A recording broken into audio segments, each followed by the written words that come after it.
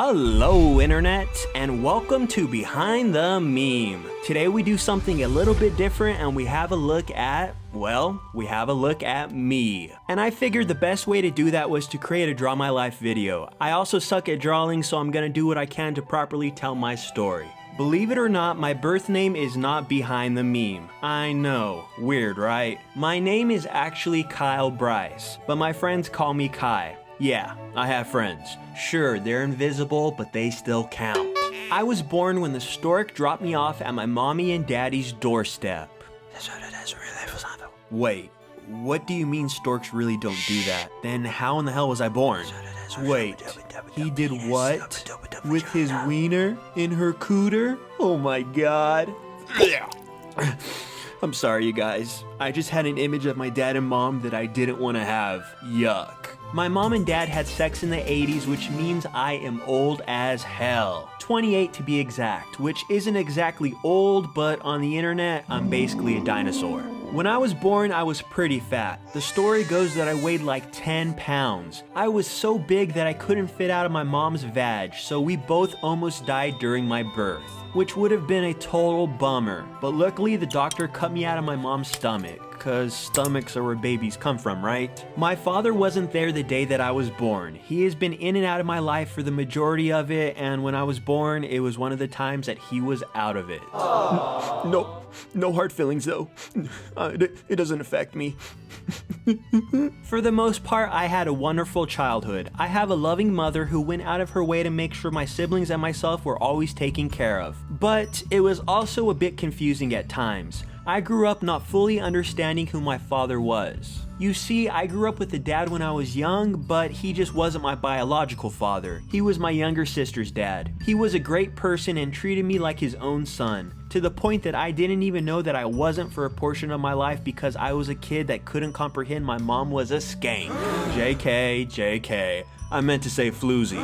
Don't worry, she has a sense of humor. My stepdad was a police officer, which I always thought was super cool as a kid. It also had its benefits. Like one time I got to go in a helicopter high above the city. All my friends were so jealous when they heard the story because as a kid, helicopters are pretty effing cool. Another memory that I remember, which is scary looking back now, but at the time was pretty awesome, was this one time when we were in our family vehicle at the drive-through window of a fast food place, and in the road in front of us we saw somebody do a hit and run. We literally went on a car chase after them, going through alleys and roads at crazy fast speeds. We eventually helped the cops corner the bad guys. It was literally like a scene from Fast and the Furious, just with a lot less steroids. It wasn't all fun and games though. Other times he would come home covered in blood. You see, he would respond to reports of car accidents or injured people in need of assistance. Sometimes you could see in his eyes that the events of that night had really taken a toll on him. He really didn't talk much about the stuff that happened. Life was good for a while, and then suddenly, one day, things just kinda changed. He wasn't a cop anymore.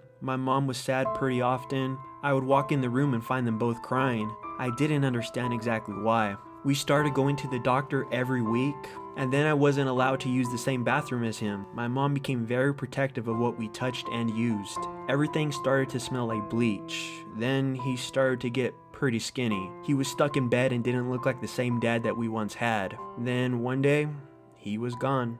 Back then, HIV and AIDS was a newer thing that doctors didn't have much experience with. It was practically a death sentence. The medicine they had wasn't like the stuff today. Nowadays, medical science has luckily evolved to the point where a person can contain the sickness. But in the 90s, unfortunately, it was a different story. That was my first experience with death. My mom was and still is a very strong person for enduring all that pain, struggle, and I'm pretty sure fear. She was able to help us kids understand what had happened to our dad while dealing with her own loss. It was traumatizing, but thanks to her, it didn't mess us up mentally. After that event, my biological father slowly came back into my life, the guy that I really didn't know existed up until that point. Along with him came a brother that I had no clue was alive. But before I knew it, I was spending my weekends with my dad and my brother. We would spend hours playing Nintendo 64. For you younger viewers, that's the system before the Switch that came before the Wii U, which was before the Wii and the GameCube. Yeah, remember? I'm old. It may sound kinda silly, but during our time playing video games, my brother and I created a strong bond that has lasted decades. Even to this day when we get together, it's kinda like we're still those young boys playing video games with how we laugh and joke with each other. The rest of my childhood was pretty typical. I'll sum it up so we can get to the good stuff. Nickelodeon, Pokemon, soccer, karate. And that's about it. Before I knew it, I was a teenager, complete with acne and new strange hair. My teenage years were a mix of awkwardness and awesomeness. I learned how to masturbate, so that was pretty awesome. Little did I know it would soon become one of my favorite hobbies. My high school years were defined by a few key events, one of which was music. In middle school, I started playing guitar, and that eventually evolved to multiple instruments by high school. I soon discovered Nirvana and Kurt Cobain, which ended up changing my life. Kurt Cobain made me want to start a band, and before I knew it, I was in one. Wish on Violet. Don't ask me why that was our band name, but it was. We played a bunch of house parties and had a ton of fun playing music for people. Some of my best memories in life come from those days of playing music with my friends. The beauty of high school is that nobody knows that your band sucks or that you can't play your instruments. Plus, being in a band in high school is a total chick magnet, which brings me to one of the next big events of high school, finally getting laid. Oh yeah. I remember how important this was. It seemed like everybody I knew had already had sex or at least lied to me saying that they did. So it added an undertone of urgency to my quest for the vag, as it does for most teenage boys. Remember kids, wait until marriage, but if you decide not to, wear condoms. One of the biggest stresses and pains in my life started in high school and lasts to this day. Those of you who have experience with it will totally understand. It is one simple word, yet behind that word lies misery, pain, stress, sadness, as well as every other bad word that you can imagine. I'm talking about cancer. My mother was first diagnosed with cancer when I was in high school. It was a total bummer of a situation, still is.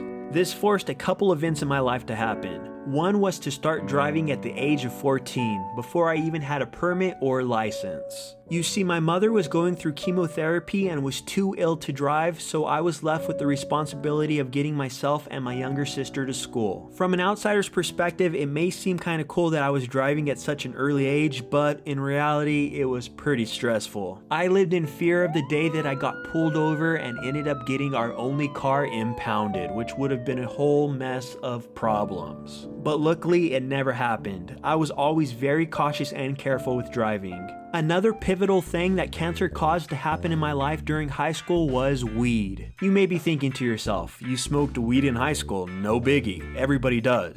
Well, I did a bit more than smoke. I grew plants. Much like the driving situation, it was an event that sprouted out of necessity. So by the age of 15, I was growing and taking care of a handful of plants to help my mother as well as other cancer patients she had met during chemotherapy. I would be a liar if I said that my friends and myself didn't partake a few times as well.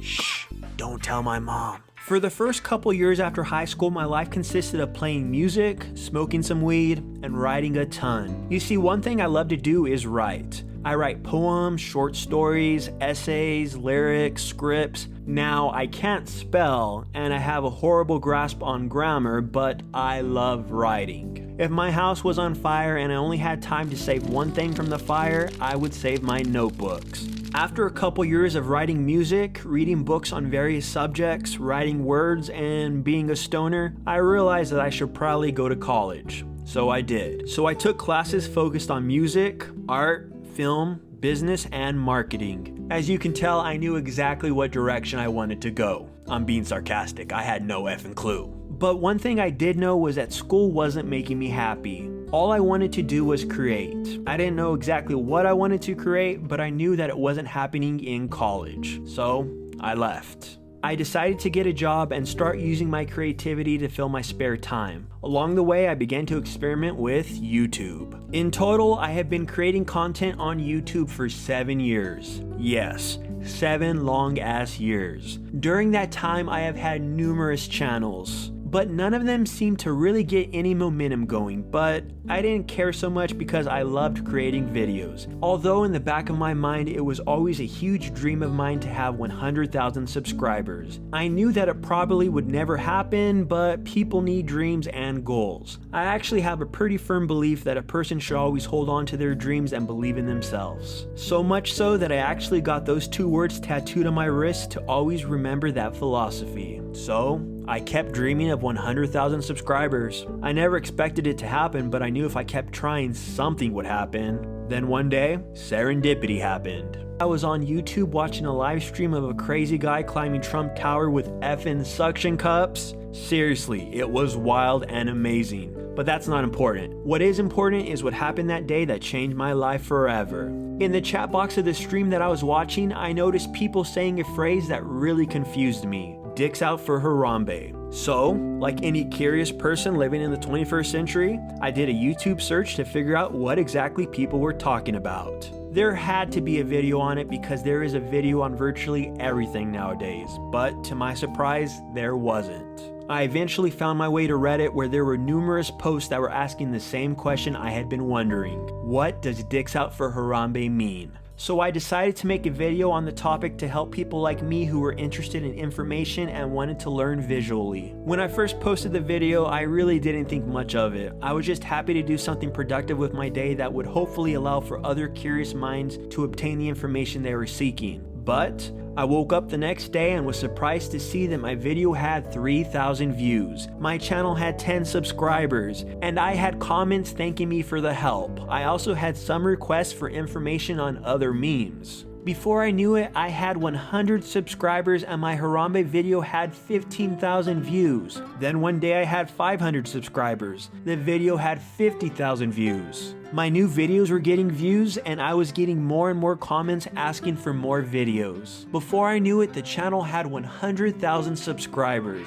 a milestone that I never felt I would achieve. Then one day I had 200,000. 300,000, 500,000. Now currently this channel that we have built together sits at over 700,000 subscribers. But this goes much deeper than just the subscriber number. This channel has helped change my life in so many ways. It has made me happier, it has given me direction, it has opened up doors, it has given me the opportunity to help my mother with bills that I was never able to do before.